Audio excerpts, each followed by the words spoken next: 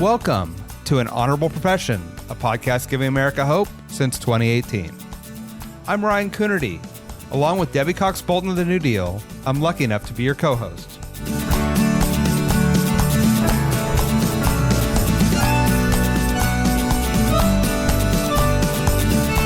An Honorable Profession is a New Deal Leaders podcast. The New Deal is an organization that supports the next generation of American leaders.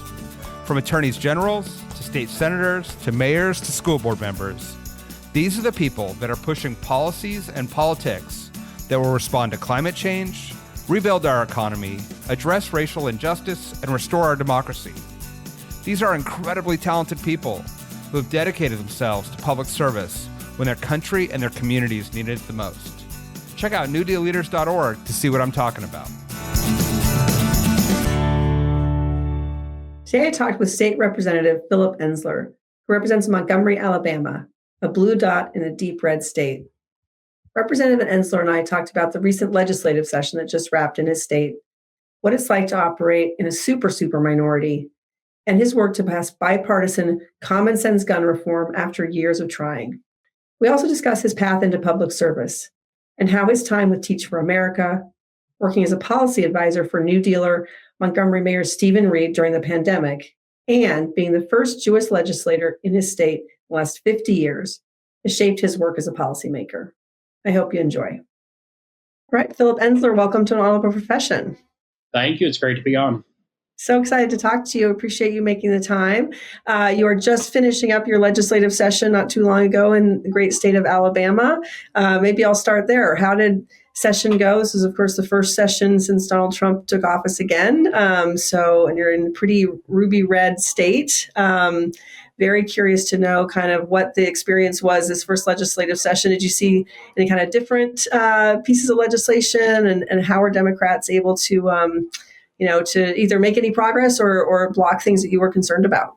Sure. Yeah. And a lot of us were, not so sure what the session would look like, after the election. But it turned out that there was certainly some MAGA Trump type agenda items. We saw a lot of immigration bills that we haven't seen in Alabama in a long time. Certainly some of the, quote unquote, anti-woke agenda. But then there were some things that there was common ground on, and issues around mental health, certain public safety measures. So there were some challenging things we certainly got to fight back on, but then some things that we were able to get done that'll benefit people in Alabama. Yeah, that's great to hear, actually. Happy to hear that. And I know that you personally have worked on some issues that have gotten some bipartisan support. And that I think that in this day and age sometimes surprises people. In particular, I know you were able to get some common sense gun safety legislation through last session, or I believe. Tell me about that. Like that might surprise people that you were able to do that. I know you flipped a very red district in 2022 when you first got elected. So both maybe would love to hear kind of about your experience running in that kind of seat, and then your experience in figuring out how to build some common ground around issues in Alabama. Sure. And yeah, the seat, like you said, had been red. The demographics of the district changed that made it that it was possible to flip it. It took a lot of hard work and a lot of door knocking. And the biggest issue that I heard from residents, didn't matter if it was white or black, lower income areas, more affluent, gun violence, and community safety were I would say the biggest issue that I heard from people about. And just knowing the trauma that it causes, knowing when someone dies from gun violence, it's not just that immediate victim's family, but it's the surrounding community, its colleagues, its fellow students and classmates. So that came up a lot in the campaign. When I ran, my opponent and the year that I ran was when the legislature in Alabama did away with permits, so voted Alabama a permitless state, and law enforcement came out very strongly against that bill. They said, this is going too far. If people don't permit, it's going to endanger law enforcement, it's going to endanger communities. So I ran on a platform of that I would try to address gun violence, knowing that the legislature can't do everything, but that there are some meaningful things. And I worked really closely with grassroots community groups, but also with law enforcement. And we were able to put together a strong coalition that transcended party, that was both people who were usually more liberal, people who were more conservative, but found common ground, particularly when it came to these block switches, which are devices that convert a handgun into a machine gun. And they had been used in some pretty high profile, really awful shootings in the state in various parts of Alabama. So that certainly got the attention of the community and of lawmakers, and presenting it and going about it as this is not an infringement on the Second Amendment. It's not trying to take away, leisurely or recreational guns. It's not taking away the right to own a gun for self-defense. We're talking about machine guns that are weapons of war that just inflict mass casualties and mass harm. And was able to, it took a few years. It took each of my first 3 years in the legislature of having the bill. But this third year, we got it through. Not every Republican voted for it, but we got enough to get it through, and worked in a bipartisan way, and now it'll save lives. That's so exciting and so wonderful. And what do you think it was? Why this fourth time? Just was it that education over time, or was there changes to the bill that made it more appealing for some of those legislators to cross the aisle, or what do you think it was? I think it was the education piece of understanding what it was. I mean, anytime a Democrat, especially in Alabama, but in a lot of places, introduces any sort of gun safety, type of bill, the knee-jerk reaction from Republicans is, well, this must be something bad. We can't support it. But once some of my Republican colleagues started hearing from the sheriffs in their districts, hearing from the police chiefs in their districts, a lot of one-on-one conversations that I had, that really informed them that, look, this is a big but narrow, and it's a big issue in the sense that it's impacting a lot of people. But the legislation was narrow in scope, and that it wasn't trying to tackle a bunch of different areas. And something that was really effective for a bunch of my colleagues was there were demonstrations at shooting ranges where ATF specialists, the best trained firearms experts, who showed that even when they used one of these devices, they couldn't control it. The bullets went in every which direction. So just to visually see an ATF armed specialist demonstrate how dangerous these are, that also, that visual demonstration was very educational and eye-opening. That's so smart, and probably a roadmap for other people who are interested in making progress on this. So, well, congratulations to you. I think that's just a huge win, and very, very exciting. Tell me just a little bit about how it's feeling right now in your state. People think about, again, Alabama being one of those deepest ruby red states. What are you hearing when you're out there doing town halls, when you're out there talking to your constituents? What's top of mind for folks right now? Yeah, so certainly in my district and in a lot of Montgomery and other parts of the state where there are blue dots or blue cities, people are concerned about the federal cuts. They're concerned about federal jobs. They're concerned about what's going to happen with the U.S. Department of Education and with loans. So all of these efforts from the Trump administration that are really gutting a lot of vital programs.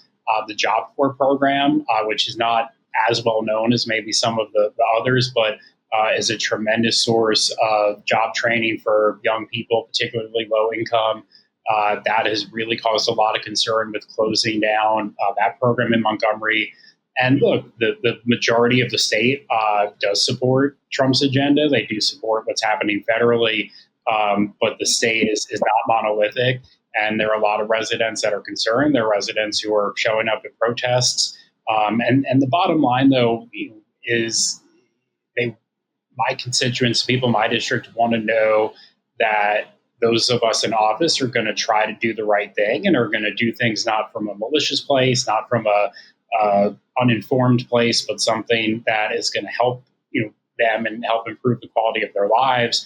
And at least for a lot of people in my district, they just don't feel what's coming out of DC right now is beneficial for them and for our state. Yeah. Are people engaged? Are people showing up where you are? Are people making their voices heard, or are people just checked out because it's kind of politics as usual? Yeah, honestly, it's mixed. There are some state groups that are understandably very focused on the state legislative session and focus their energy on trying to defeat or support, defeat bad bills, support good bills at the state house. There are people that have showed up on these kind of national, call to action days. People that have come out to the state capitol to protest. But honestly, then there are other people who uh, are understandably fatigued, or they just, feel that, oh, look, the country voted for Trump and they now let that play out. And it doesn't mean that they're not concerned. It doesn't mean that they don't care. But especially in Montgomery and in Alabama as a whole, with our civil rights history and the history of boycotts and protests, a lot of people are very strategic about when to use their energy, when to organize. And not that they don't think what's happening is horrible, but there is a bit of a sense of, particularly, I've heard from Black constituents and Black residents of, they're constantly fighting the fight. They're constantly on the front lines. They're constantly calling out, the horrible stuff. And it's almost time for others to step up as well. So it's been mixed as far as the response. But as far as, on a more grassroots level, like, there are the people that are always going to show up and organize their local food pantry, or have a clothing drive, or help homeless people in the district or in the neighborhood. And that hasn't changed at all. People really in Montgomery are hands-on and trying to make a difference in the lives of people directly in our community. Yeah, I'm curious because you mentioned the blue dot, and I want to get back to this because you worked for the city. That's actually, you worked in city politics and government before you made the jump to state. But being this blue dot in such a red state, how does that play out for you, where you do have so many probably legislators and colleagues that you work with that represent more rural areas, or more smaller towns and cities. You mentioned the gun stuff, but which is awesome. You were able to find some common ground there. Do you feel like do your residents expect you to go and work with folks and try to make compromise, or are they looking to you to kind of hold a line against folks that they wouldn't necessarily agree with? Like, what do you think your constituents are looking for you to do in the state capitol? So it's really a combination of both. They want me and my Democratic colleagues to, as we say, fight the bad bills, and to really stand up and speak out when bills are bad policy, when they're illegal, when they're unconstitutional. They want us to do everything we can to try to either defeat those bills or water them down. They realize that we may not be able to completely kill a bill, but we may be able to amend it. We may be able to get provisions in there that make it less bad. But they also want me to get stuff done, and that means passing, certain bills, getting items in the budget that are going to benefit the district and the city. So it really is a combination, and I would say that a lot of the stuff that gets the headlines and makes a lot of noise is the more controversial stuff. But there are also a lot of pretty mundane bills that deal with things that you'll see almost every member, Democrat or Republican, will vote for. But no, we're there to really fight the good fight, and that means trying to defeat some things that are detrimental to the district and residents, and then get things passed that are good for them. But they know, for the most part, recognize that it's all about the math, and that the Republicans have a super majority, or what I would even call a super majority, because they're well above even 2/3. And that at times gets frustrating for residents that want to see more get done from Democrats, but they also recognize that we're there trying to fight the good fight, and speak up and do what we can. Yeah, I think it's such a unique position to be in one of those super minorities, and to try to figure out how to like you said, make bills better or find common ground. And it's nice to hear that there's some of that common ground happening as well. Let's talk a little bit about your journey into public service and some of the things that kind of make you unique. You started out working in the city of Montgomery for another New Deal leader, I think, Mayor Stephen Reed. and which is we love. So how did you get into politics originally? How did you get to work with the city, and then and what was some of the stuff you loved doing at that level? Yeah, so I'll backtrack quite a bit. I am not originally from Alabama. I ended up in Montgomery through the program Teach for America and taught at a public high school in Montgomery, and absolutely loved it and got really involved with students. And a lot of my closest friends and mentors were local educators. So my passion has really been working with young people, and certainly from a policy standpoint, then education. I then went to law school. After that, in Alabama, did some criminal justice policy work, and found that when I was working for advocacy organizations, that what we were constantly running up against was, well, what is the state going to do, or what are government leaders going to do about it, or how can we get them to change their minds? And when Mayor Reed ran, that was a really inspiring time in Montgomery. There was a lot of hope that there'd be a more progressive approach to government in Montgomery. So I was fortunate to serve as his policy advisor, and was exposed to New Deal leaders from there. But at the city, a lot of the things that we wanted to do, we couldn't because of a state law. So, for example, we wanted to change some of the street names from Confederate generals or Confederate people to civil rights heroes, but there's a state law that says, well, you can't change, certain, street names. And when it came to then dealing with gun violence, there's very little a city in Alabama can do because most of it is controlled by state law and the state constitution. So that opened my eyes even more to the power of the Alabama legislature. And when especially then when the previous representative for the district was not showing up at the schools in the district very often, wasn't someone who was seen as aligned with what the district wanted, and then particularly on gun violence, when the incumbent supported the doing away with permits, that really to me was almost the final straw of like, hey, I'm going to give this a chance and see, knocked on a lot of doors. But really, I would credit, the relationships that I had from teaching. A lot of my campaign was my former students, who came knocking on doors with me. And then by extension of that, their parents and pastors and, family members. And that, as much as I had then the policy experience, it really was about that community service. And that's what helped us win. That's amazing. I love that. And when tell us a little bit about what the work you were doing for the city when you were working with Mayor Reed. I know you were his policy director, and you were talking about kind of coming up against some of those things that you cared about. Was there things that you liked about being in city government, or how has the transition been between going from city to now going to state? Yeah, with the city, I mean, one of the best things was being able to respond or help with some of people's day-to-day needs and things that are not really political. And as we say, a lot of people who are in city hall say, residents care about their trash getting picked up, about making sure that the street lights are working. I mean, things that are just basic concerns that residents anywhere have.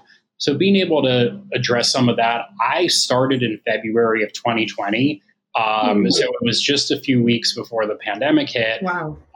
So I really got a crash course in emergency management and crisis management, and how to respond to a public health emergency. And so a lot of what the mayor wanted to do initially was still able to do some of it, but so much of our time was focused understandably on public health, thinking about it, once the vaccines came out, doing vaccine clinics, making sure they were available and accessible in an equitable way.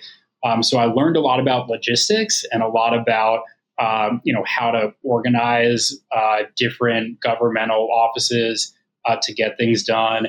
And look, there were challenges with that. There were barriers. There were times that I ran into people who had been in certain positions for a long time and had their very narrow way of looking at it and just trying to get them to think a little bit differently or outside the box. But ultimately, we were able to have what I think was a good public health response during a really obviously troubling time. And the last thing I'll say on it, that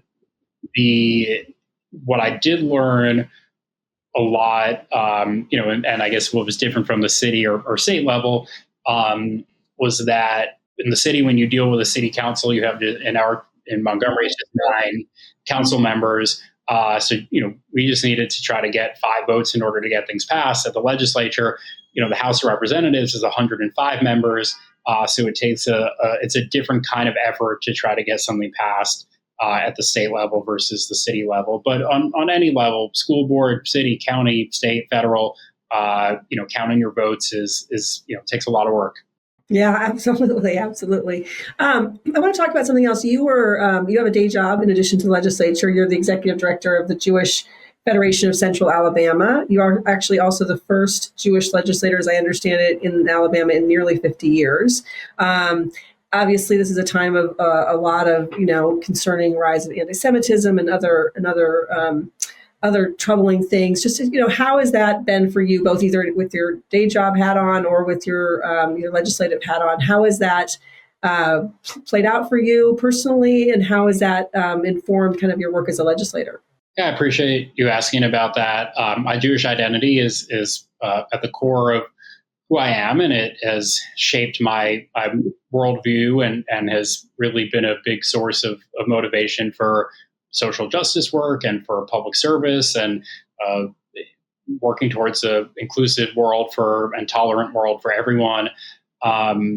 Being the only, I'll talk about both, being the only Jewish legislator in a state that is very publicly embraces Christianity.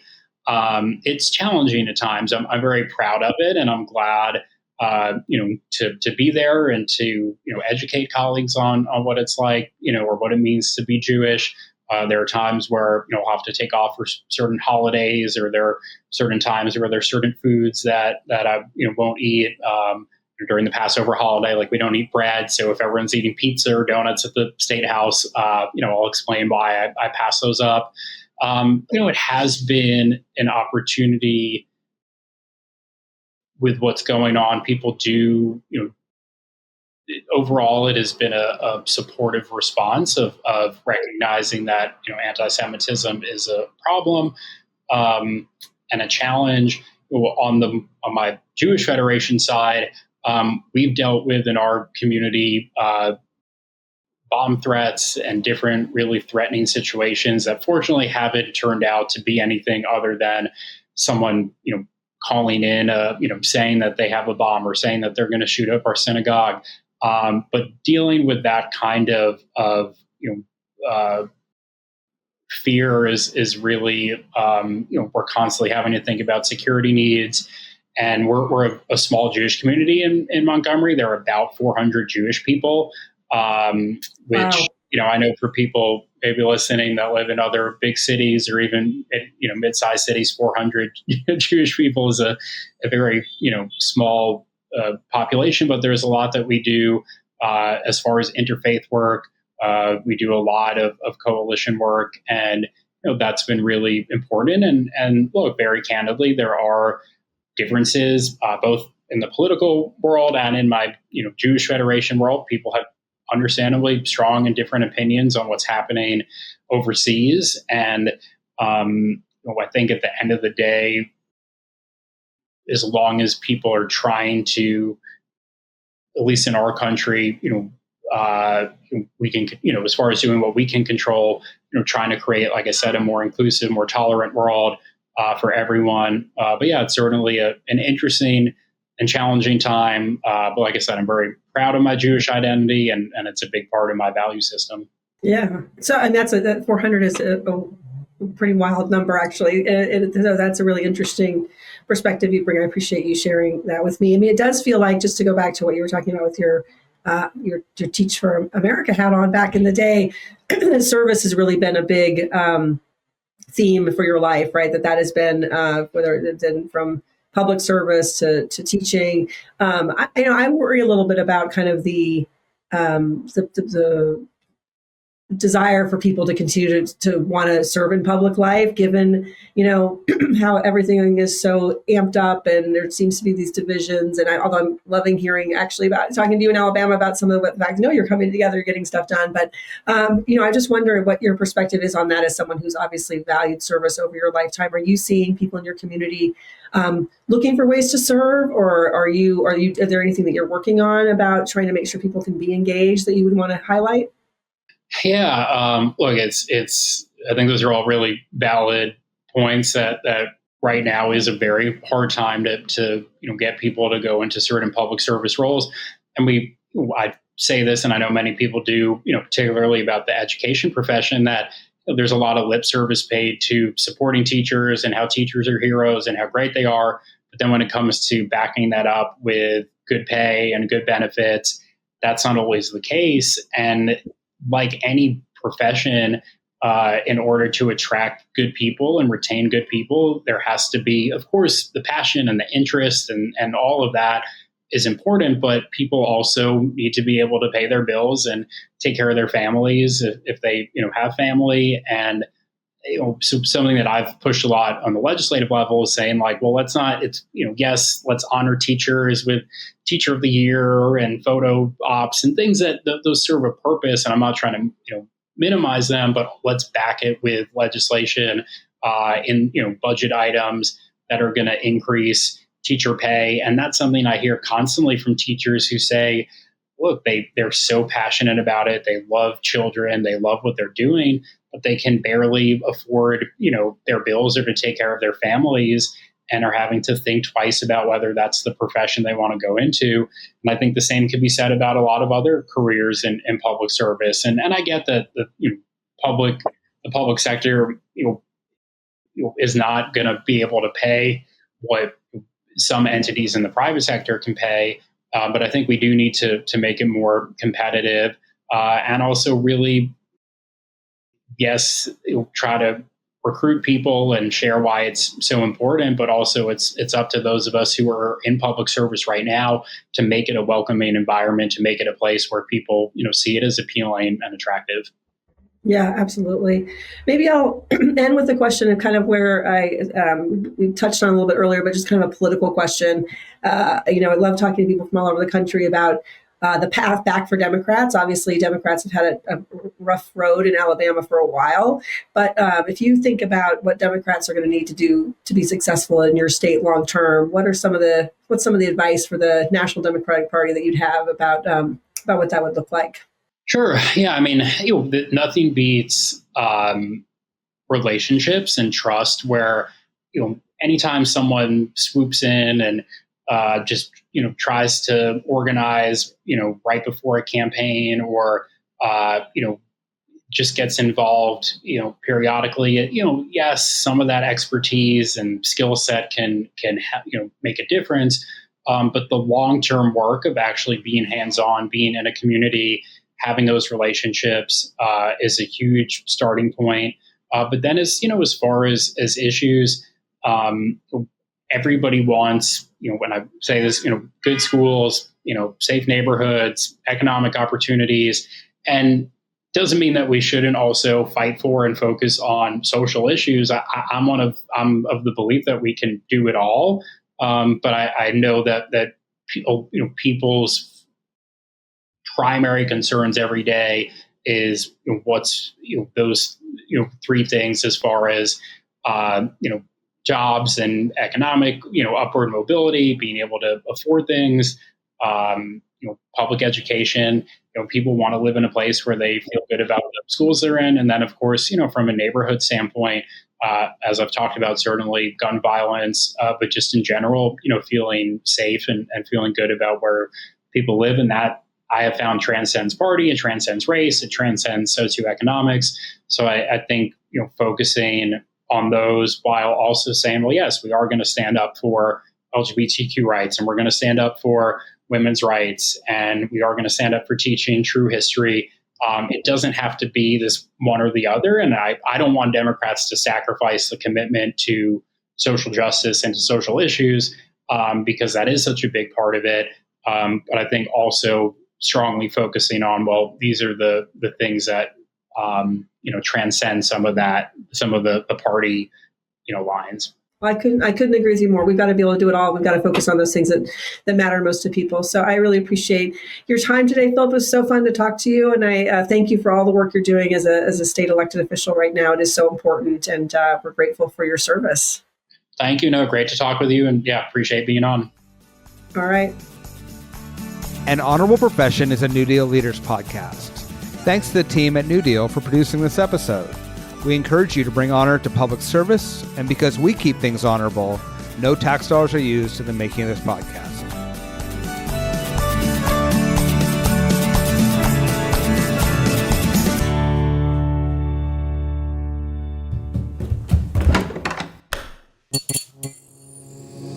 This podcast is part of the Democracy Group.